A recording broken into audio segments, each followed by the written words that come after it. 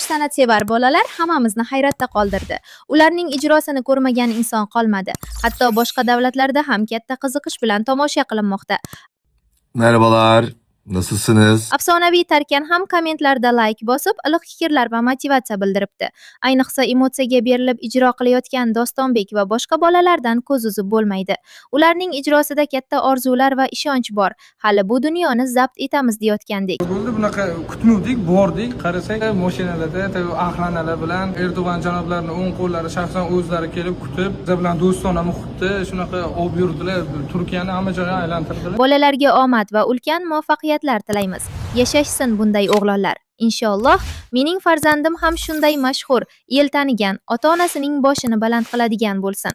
Bunday tarbiya bergan otalarga ming rahmat. Yo'llari ochiq, kelajagi porloq bo'lsin. Zo'r bo'linglar bolalar, osmonlar sizniki. Agar xohlasang, yana-yanada.